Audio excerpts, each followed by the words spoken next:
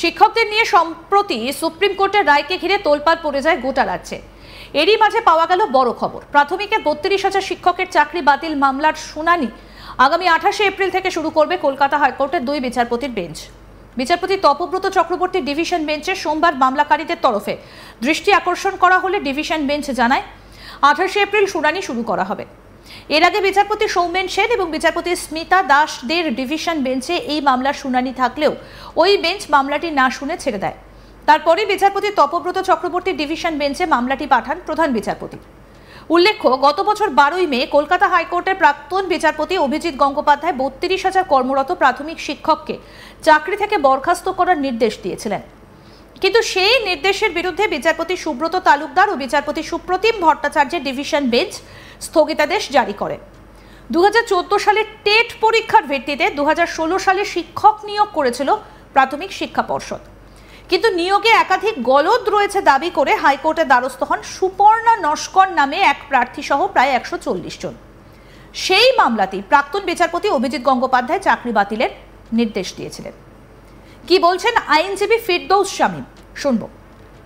মহামান্য বিচারপতি Tapabrata Chakraborty division bench আর 32,000 মামলায় আগামী 28 তারিখ টু বি বেঞ্চে রাখতে বলেছেন। তারপরে মামলার শুনানি শুরু হবে। চাকরি কি ফিরে পাবে 32,000? না, সেটা সিঙ্গেল বেঞ্চের নির্দেশ যেটা ছিল সেটা স্টে হয়ে আছে। আমরা নিশ্চিতভাবে আদালতে আর্গুমেন্ট করব যে কিভাবে এই গোটা নিয়োগ প্রক্রিয়ায় কীভাবে অযোগ্যদের চাকরি দেওয়া হয়েছে, অবৈধদের চাকরি দেওয়া হয়েছে, আমরা সেই আর্গুমেন্ট করব। ভবিষ্যতে দেখা যাক ভবিষ্যৎ কী। মূলত আপনাদের আবেদনটা কি ছিল আর কি? দেখুন, আমাদের প্রথম থেকেই আবেদন ছিল যে যারা অবৈধ তাদেরকে বের করে দিয়ে যারা বৈধ তাদের চাকরি দিতে হবে। কিন্তু সমস্যা হচ্ছে এরা এমনভাবে এই নিয়োগ প্রক্রিয়া করেছে যাতে বৈধ অবৈধ আইডেন্টিফাই করাই কঠিন হয়ে যাচ্ছে। তার কারণ এইটা তো একটা লেভেলে দুর্নীতি নয়, বা একটা লেভেলে দুর্নীতি করেছে এরকম ভাবার কোনো কারণ নেই। মাল্টি লেয়ার দুর্নীতি।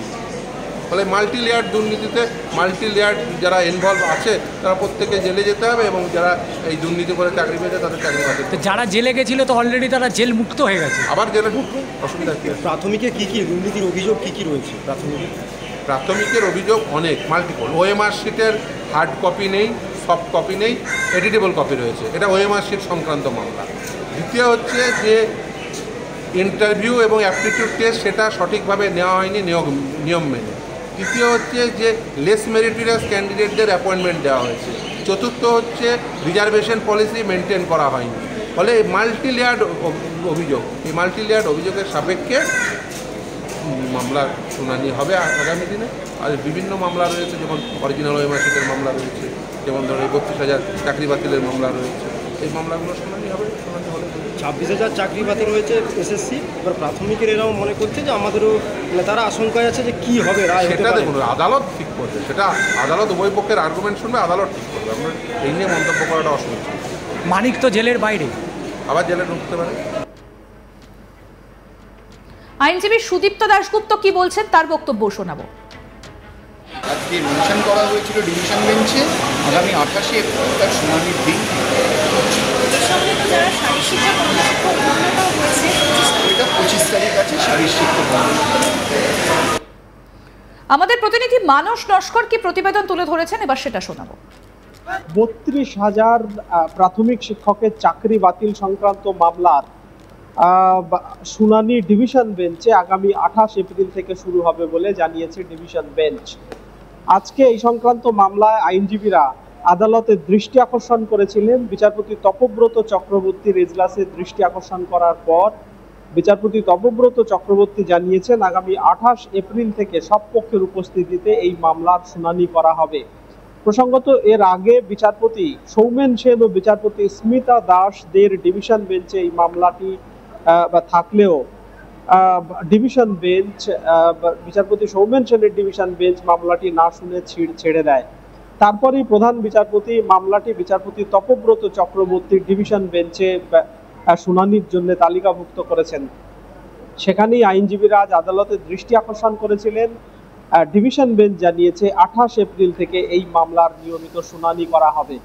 প্রসঙ্গত, গত বছর 12ই মে বিচারপতি অভিজিৎ গঙ্গোপাধ্যায় 2016 সালের প্রাথমিকে যে প্রায় 43,000 শিক্ষক এবং বা শিক্ষিকা নিযুক্ত হয়েছিলেন তাদের নিয়োগে একাধিক অভিযোগ ওঠায় 32,000-এর চাকরি বাতিল করার নির্দেশ দিয়েছিলেন। মূলত বা সেখানে অভিযোগ ছিল যে অ্যাপটিটিউড টেস্ট নেওয়া হয়নি, ওএমআর বিকৃতি, সংরক্ষণের তালিকা মানা হয়নি, এছাড়াও র্যাঙ্ক জাম্পের একাধিক অভিযোগ ছিল। এরকম অভিযোগে বিচারপতি অভিজিৎ গঙ্গোপাধ্যায় 32,000 চাকরি বাতিলের নির্দেশ দেন। সেই নির্দেশ বিচারপতি সুব্রত তালুকদার ও বিচারপতি সুপ্রতিম ভট্টাচার্যের ডিভিশন বেঞ্চ স্থগিতাদেশ আরোপ করে সেই নির্দেশে।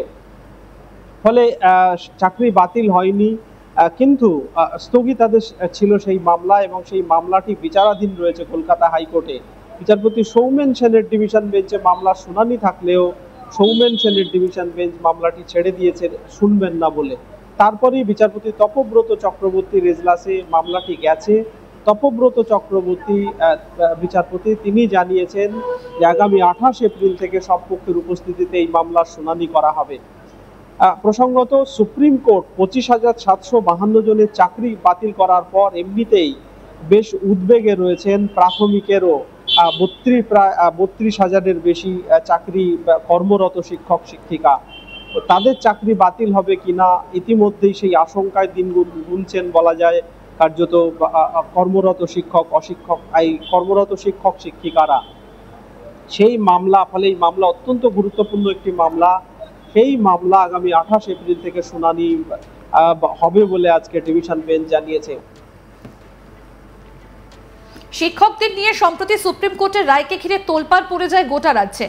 এরই মাঝে পাওয়া গেল বড় খবর। প্রাথমিকের 32,000 শিক্ষকের চাকরি বাতিল মামলার শুনানি আগামী 28 এপ্রিল থেকে শুরু করবে কলকাতা হাইকোর্টের 2 বিচারপতির বেঞ্চ। বিচারপতি তপব্রত চক্রবর্তীর ডিভিশন বেঞ্চে সোমবার মামলাকারীদের তরফে দৃষ্টি আকর্ষণ করা হলে ডিভিশন বেঞ্চ জানায় 28 এপ্রিল শুনানি শুরু করা হবে। এর আগে বিচারপতি সৌমেন সেন ও বিচারপতি স্মিতা দাসদের ডিভিশন বেঞ্চে এই মামলার শুনানি থাকলেও ওই বেঞ্চ মামলাটা না শুনে ছেড়ে দেয়। তারপরে বিচারপতি তপব্রত চক্রবর্তীর ডিভিশন বেঞ্চে মামলাটি পাঠান প্রধান বিচারপতি। উল্লেখ্য, গত বছরে 12ই মে কলকাতা হাইকোর্টের প্রাক্তন বিচারপতি অভিজিৎ গঙ্গোপাধ্যায় 32,000 কর্মরত প্রাথমিক শিক্ষককে চাকরি থেকে বরখাস্ত করার নির্দেশ দিয়েছিলেন। কিন্তু সেই নির্দেশের বিরুদ্ধে বিচারপতি সুব্রত তালুকদার ও বিচারপতি সুপ্রতিম ভট্টাচার্যের ডিভিশন বেঞ্চ স্থগিতাদেশ জারি করেন। 2014 সালের টেট পরীক্ষার ভিত্তিতে 2016 সালে শিক্ষক নিয়োগ করেছিল প্রাথমিক শিক্ষা পর্ষদ। কিন্তু নিয়োগে একাধিক গলদ রয়েছে দাবি করে হাইকোর্টের দ্বারস্থ হন সুপর্ণা নস্কর নামে এক প্রার্থী সহ প্রায় 140 জন। সেই মামলাতেই প্রাক্তন বিচারপতি অভিজিৎ গঙ্গোপাধ্যায় চাকরি বাতিলের নির্দেশ দিয়েছিলেন।